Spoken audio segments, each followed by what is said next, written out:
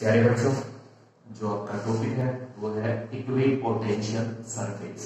जैसा कि आपको नाम से भी दिख रहा है, इक्विपोटेंशियल मतलब इक्वल पोटेंशियल सरफेस। तो इक्विपोटेंशियल सरफेस ऐसी सरफेस होगी जिसके ईच पॉइंट पर आपके पास पोटेंशियल की जो वैल्यू रहेगी वो कैसी रहेगी, इक्वल रहेगी। और आपके पास डेफिनेशन है, देखो, equipotential surface is that surface at every point of which potential is same, मतलब जिसके each point पर आपके पास पोटेंशियल की वैल्यू कितनी होगी, सेम होगी। ठीक है, इसके एग्जांपल बताता हूं मैं आपको। तो एग्जांपल है इक्विपोटेंशियल सरफेस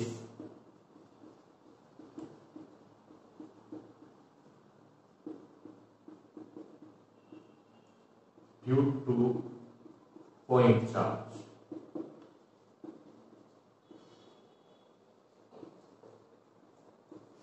अब देखें, अब आपके पास सपोज करो ये पॉइंट चार्ज है, ये पॉइंट चार्ज आपके पास Q है। इस Q से R डिस्टेंस पे हमने क्या ले लिया, एक पॉइंट P ले लिया। ठीक है, इस P पॉइंट पे आपके पास पोटेंशियल का मान कितना आएगा, KQ अपॉन में R। इसको नाम दे दिया हमने क्या, V। ठीक है, अब इतनी डिस्टेंस पे हमने इधर की तरफ पॉइंट ले लिया, तो वहां भी जो पेड़ पोटेंशियल का मान आएगा वो क्या आएगा, V equals to KQ upon में R।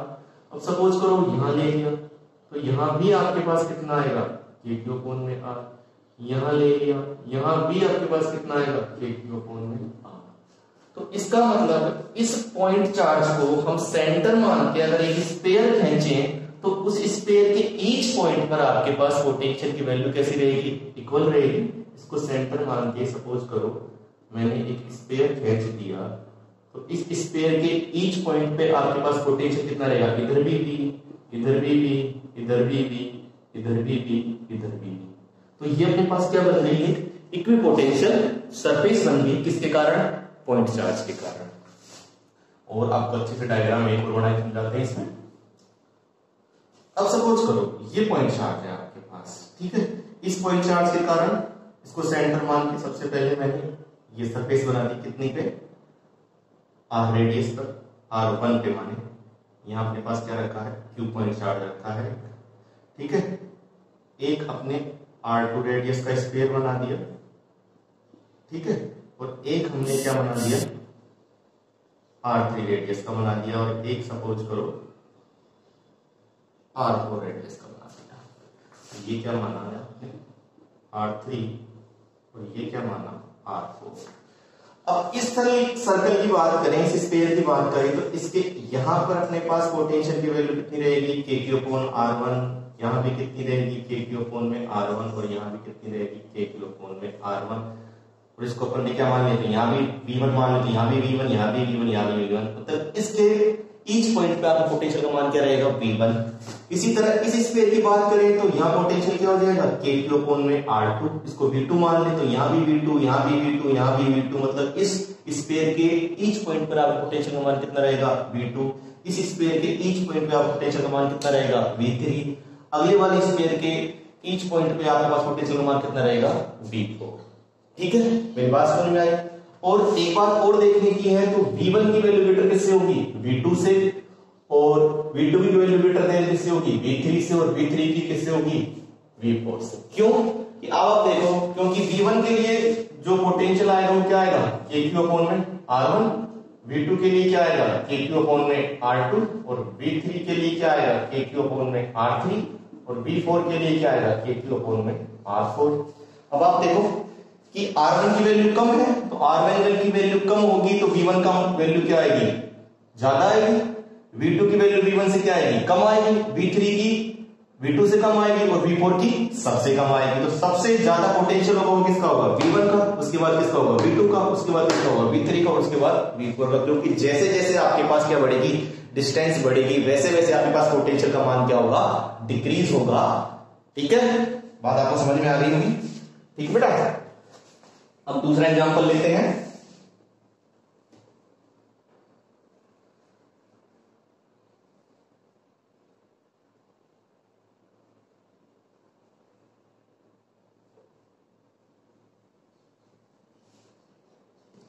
अब जो अपन इक्विपोटेंशियल सरफेस लेंगे फॉर इसके लिए लेंगे अपने पास प्लेन सरफेस के लिए। अभी तक अपन क्या लिए थे, एक पॉइंट चार्ज के कारण लिए थे, अब किसके कारण लेंगे, प्लेन सरफेस के लिए लेंगे। सपोज करो ये अपने पास क्या है, एक शीट है, ठीक। इस शीट के अंदर आपके पास क्या है, प्लस चार्ज है, ठीक। इस प्लस चार्ज के कारण जो इलेक्ट्रिक फील्ड होगा वो किस डायरेक्शन में होगा, आपके पास आउटवर्ड डायरेक्शन में होगा। इससे r1 डिस्टेंस पे अपने पास एक शीट और रखी है, फिर इससे ये डिस्टेंस अपन ने कितनी मानी, r1, इससे r2 डिस्टेंस पे अपन ने एक शीट और रख दी, और इससे r3 डिस्टेंस पे एक शीट और रख दी, ठीक है। अब इससे इलेक्ट्रिक फील्ड निकलेगा, अब इससे निकलेगा, वही चीज अपने पास इससे निकलेगी, और ये अपने पास इलेक्ट्रिक फील्ड निकल जाएगा बाहर की तरफ, निकल जाएगा, ठीक है। अब जो इसमें पोटेंशियल का मान होगा वो क्या होगा, V1, चाहे इस पॉइंट पे, चाहे इस पॉइंट पे, चाहे इस पॉइंट पे, चाहे इस पॉइंट पे, चाहे इस पॉइंट पे, चाहे इस पॉइंट पे, इस पॉइंट पे, कहीं भी ले लो, पोटेंशियल का मान क्या होगा आपके पास में, V1 होगा। इस वाले सरफेस की बात करें तो यहाँ भी V2 होगा, यहाँ भी V2, यहाँ भी V2, यहाँ भी V2, यहाँ भी V2, यहाँ भी V2, यहाँ भी V2, और इसकी मान करें तो यहाँ V3, V3, V3, V3, मतलब इस प्लेन सरफेस के हर पॉइंट पर जो पोटेंशियल V3, इसके हर सरफेस क्या V2, इसके हर पॉइंट पर V1, और वही बात है V1 की वैल्यू किससे ग्रेटर देन V2 से, और V2 की वैल्यू किससे ग्रेटर देन V3 से, क्योंकि R1 की वैल्यू कम है तो इसका पोटेंशियल V1 वाले का ज्यादा होगा, R2 की वैल्यू क्या होगी, R1 से बढ़ गई तो इसका V1 से क्या होगा, कम होगा, और R3 की वैल्यू सबसे ज्यादा हो गई तो इसका पोटेंशियल सबसे कम होगा, क्योंकि डिस्टेंस के साथ आपके पास पोटेंशियल की वैल्यू क्या होती है, डिक्रीज होती है, ठीक है। अब पढ़ेंगे अपने पास प्रॉपर्टीज ऑफ इक्विपोटेंशियल सरफेस, इसको एक बार आप देख लें।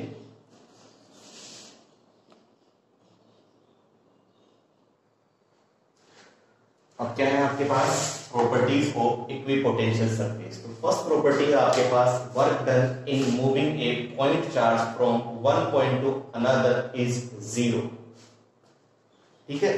क्या है अपने पास, सपोज करो ये अपने पास इक्विपोटेंशियल सरफेस है, इस इक्विपोटेंशियल सरफेस में ये अपने पास ए पॉइंट है और ये अपने पास बी पॉइंट है, ठीक। अब हम क्या कर रहे हैं, यहां से यहां आने में अपने पास क्या है, क्या करना है, अपने को वर्क डन करना पड़ेगा कुछ ना कुछ आने में। तो जो पोटेंशियल की वैल्यू होगी या पोटेंशियल डिफरेंस की वैल्यू होगी वो क्या होगी आपके पास, V B minus B A equals to W upon में क्यू नॉट, ठीक है। अब इक्विपोटेंशियल सरफेस है तो यहां भी पोटेंशियल का मान क्या होगा, सपोज करो V है तो यहां भी पोटेंशियल का मान क्या होगा, V होगा, मतलब VA की वैल्यू भी V के बराबर होगी और VB की वैल्यू भी किसके बराबर होगी, V के बराबर होगी। तो V minus V equals to W upon Q not, ये जीरो हो गया तो W की वैल्यू क्या आ गई, जीरो आ गई, ठीक है। ये प्रूफ हो गया अपने पास कि इक्विपोटेंशियल सरफेस में अगर अपने को एक पॉइंट से दूसरे पॉइंट तक आना है तो उसमें जो वर्क डन होगा वो कितना होगा आपके पास में, जीरो होगा। सपोज करो ये अपने पास इक्विपोटेंशियल सरफेस है तो इसके ईच पॉइंट पर आपके पास पोटेंशियल कैसा होगा, इक्वल होगा। अब हम कहां आ रहे हैं, ए पॉइंट से बी पे आ रहे हैं, तो हम जानते हैं पोटेंशियल डिफरेंस की फॉर्मूले से VB माइनस VA किसके बराबर होता है, W अपॉन में क्यू नॉट। अब ये ए पॉइंट पे पोटेंशियल क्या होगा, V, और बी पे भी क्या होगा, V, तो V माइनस V कितना हो गया, जीरो, और जीरो किससे क्रॉस मल्टीप्लाई करते हैं कितना हो गया, जीरो, तो W की वैल्यू कितनी आ गई, जीरो आ गई। ये बात आपको समझ में आ गई। अब आपका सेकंड पॉइंट देखें आप, the direction of electric field is always perpendicular the plane of equipotential surface, मतलब जो इलेक्ट्रिक फील्ड की डायरेक्शन होती है वो इक्विपोटेंशियल सरफेस कैसे रहती है, परपेंडिकुलर रहती है। अब सपोज करो कि कहीं ना कहीं आपके पास यहां एक चार्ज है Q, तो इस Q के कारण कहीं ना कहीं आपके पास क्या होगा, इलेक्ट्रिक फील्ड होगा, होगा नहीं होगा। इस पॉइंट पे, यहाँ इस पॉइंट P पे जो अपने पास यहाँ से कितने डिस्टेंस पे R पे है, तो यहाँ पर क्या कर रहे हैं, पोटेंशियल याद कर रहे हैं, तो कहीं ना कहीं इलेक्ट्रिक फील्ड होगा, और वो कहां होगा आपके पास में, आउटवर्ड डायरेक्शन में होगा। अभी पिछले पॉइंट पे हमने इलेक्ट्रिक फील्ड और इलेक्ट्रिक पोटेंशियल में एक रिलेशन पढ़ा था, क्या था वो, क्या था, VB माइनस VA कहां से कहां आ रहे हैं, सपोज करो B से कहां आ रहे हैं अपने पास, A से आ रहे हैं अपने पास B पे, और फॉर्मूला क्या था आपके पास, E डॉट dr, ठीक है।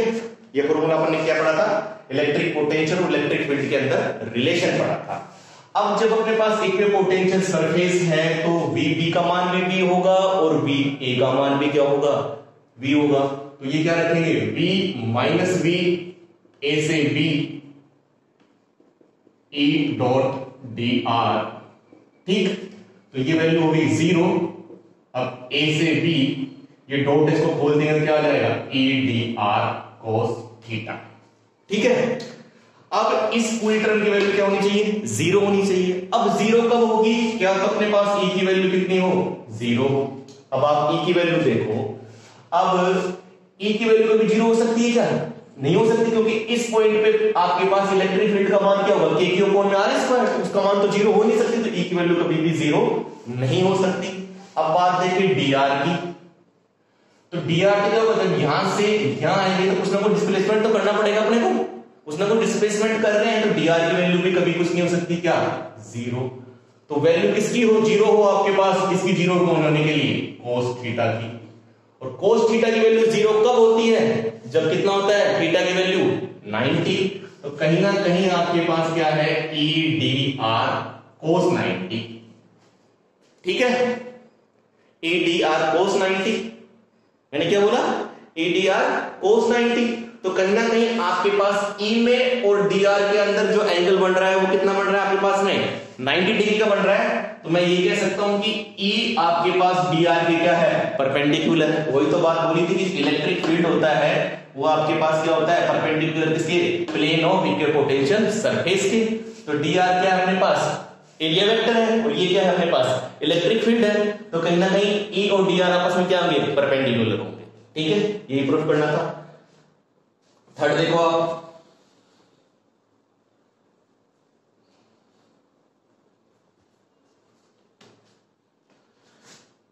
two equipotential surface cannot cut each other because there would be two value of potential at intersect point। अब आप देखें ये अपने पास एक इक्विपोटेंशियल सरफेस है, इस पे पूरी पोटेंशियल का मान क्या है, V1 है, ठीक है। ये दूसरी इक्विपोटेंशियल सरफेस है, इस पे पूरी का क्या है, V2 है। अब इन दोनों को क्या कर दिया हमने, कट कर दिया। सपोज करो ये दोनों ऐसे कट कर देगी, आपके पास कट कर गई, तो अब क्या हो जाएगा, जहां ये दोनों मिल रही हैं वहां इसका पोटेंशियल V1 और इसका पोटेंशियल V2। तो जहां दोनों मिल रही है वहां पोटेंशियल क्या हो जाएगा, V1 प्लस V2। और ऐसा पॉसिबल नहीं है, पोटेंशियल का मान क्या होगा, इक्वल होगा। इस सर्किल पे यहां भी V1 होना चाहिए, यहां भी V1 होना चाहिए, यहां भी V1 होना चाहिए, यहां लेकिन V1 नहीं है, यहां क्या हो गया, V1 प्लस V2, जो हो नहीं सकता। तो ये कहीं ना कहीं इक्विपोटेंशियल सरफेस नहीं हुई। इसी तरह इस पे यहां V2, यहां V2, यहां V2, यहां V2, और यहां जाके क्या हो गया, V1 प्लस V2, तो ये भी कहीं ना कहीं इक्विपोटेंशियल सरफेस नहीं गई। तो इसका मतलब जो अगर इक्विपोटेंशियल सरफेस है तो वो एक दूसरे को कट नहीं करेंगी, क्योंकि कट करते ही अपने पास पोटेंशियल की वैल्यू 2 हो जाएंगी, 2 हो जाएंगी, जो कि अपने पास पॉसिबल नहीं है। और लास्ट पॉइंट आपके पास, the surface of a conductor is always equipotential. तो जो कंडक्टर की सरफेस होती है वो अपने पास कैसी होती है, इक्विपोटेंशियल होती है। तो कंडक्टर की सरफेस के प्रत्येक पॉइंट पर या ईच पॉइंट पर आपके पास जो पोटेंशियल का मान रहता है वो कैसा रहता है, समान रहता है, इक्वल रहता है। ये अपने पास प्रॉपर्टी है, बहुत इंपॉर्टेंट है, 2 नंबर में आती रहती है, ठीक है। एक बार आप इनका स्क्रीनशॉट ले लें। Thank you.